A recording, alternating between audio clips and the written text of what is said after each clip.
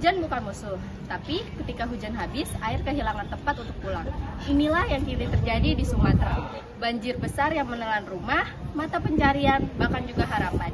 Di balik genangan ini, ada akar persoalan yang lebih dalam, yaitu deforestasi. Laju deforestasi turun signifikan terendah dalam 20 tahun terakhir.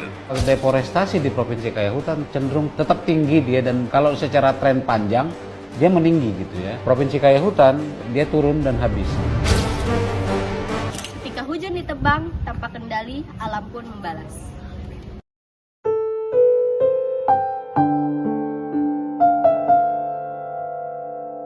Wah, nikmat banget ya kopinya, pakai rendaman banjir, gratis langsung dari alam. Jangan gitu sih, kasihan warga rumahnya banyak yang kebanjiran. Iya deh, kayaknya banjir bukan sekadar dari hujan, tapi ada campur tangan manusia.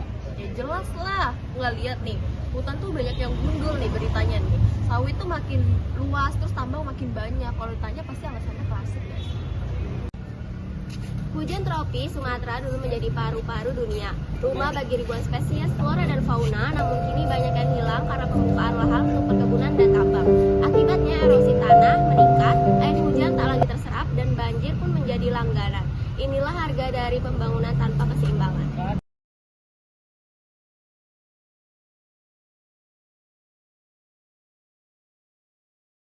Aku pernah baca nih, deforestasi di Sumatera itu penyebab utama banjir, longsor, dan hilangnya hewan langka. Kasian banget ya orang hutan sama harimau Sumatera. Habitatnya pada rusak semua. Bener, lagi masyarakat padat ya. Terus tanah mereka tuh diambil buat proyek besar gitu kan. Terus mereka disalahin kalau melawan. Keadilan sosialnya tuh di mana ya? Keadilan sosial kayak itu sih kayak sila kelima nggak sih, keadilan sosial bagi seluruh rakyat Indonesia. Tapi yang kaya tuh makin bebas nebak hutan, tapi yang miskin tuh malah kebanjiran kena dampaknya. Iya nggak sih? Iya.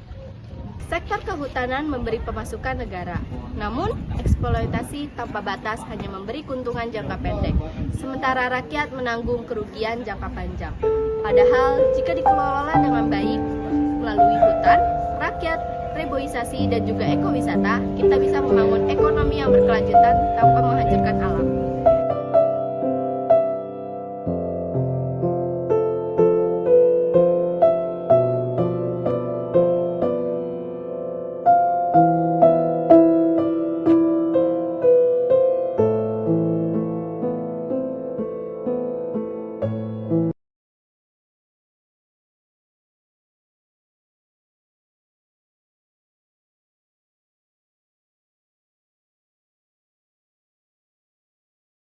Bantuin dong, jangan cuma duduk-duduk doang.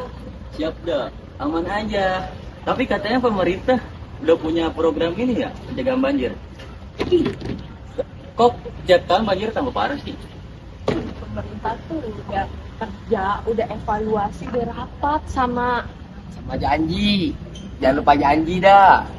tapi ya dah, kita tuh cuma pengen lihat kebijakan yang nyata gitu, bukan cuma datang pas bencana terus foto, habis itu pergi gitu aja. Iya sih, tapi kalau misalnya pemerintah kerja terus warganya tetap kayak gitu aja, ya sama aja nggak sih? Jadi warga sama pemerintah kayaknya harus bareng gitu loh, biar banjir di Indonesia tuh nggak gini-gini mulu tiap tahun. Pancasila seharusnya menjadi kompas moral kita. Ketuhanan yang Maha Esa mengajarkan kita menghormati ciptaan Tuhan, bukan merusaknya. Manusia yang adil dan beradab menuntut agar rakyat kecil tidak dibiarkan tenggelam dalam penderitaan. Persatuan Indonesia berarti bersama menjaga alam, bukan saling menyalahkan saat bencana datang. Kerakyatan yang dipimpin oleh hikmat kebijaksanaan seharusnya terlihat dalam kebijakan lingkungan yang bijak, bukan yang berpihak pada kepentingan sesaat. Keadilan sosial bagi seluruh rakyat Indonesia berarti memastikan alam dan manusia hidup selaras, bukan hanya menguntungkan segelintir pihak. Sayangnya Pancasila sering diucapkan di podium, tapi jarang dihidupkan di kebijakan.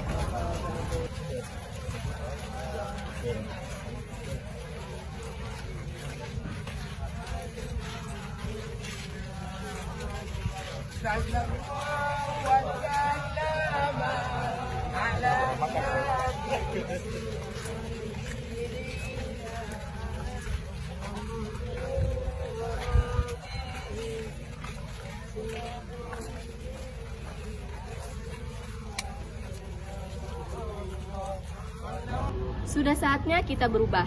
Edukasi dan juga kesadaran lingkungan harus menjadi bagian dari kehidupan sejak dini. Pemerintah, masyarakat, dan juga swasta harus berjalan bersama, bukan saling menyalahkan. Menanam satu pohon bukan hal kecil, itu tanda bahwa kita masih peduli. Dan setiap tindakan kecil menuju kebaikan adalah bentuk nyata pengamalan Pancasila. Kita nggak bisa cuma nyalain pemerintah, kita juga harus sadar diri juga kan. Jangan buang sampah sembarangan, tanam pohon, sama jaga lingkungan sekitar. Nah itu baru mantep, mulai dari yang hal kecil, gotong royong. Nah, kalau Pancasila benar-benar hidup di hati kita, pun bakal tahu harus pergi kemana, manfaat ruang tamu warga. Banjir cuma bukan sekedar air yang meluap, tapi tentang kesadaran yang tenggelam. Banjir bukan sekedar bencana alam, ia adalah peringatan moral. Jika kita terus menebang tanpa pikir panjang, maka suatu hari bukan hanya hutan yang hilang, tapi juga kemanusiaan kita.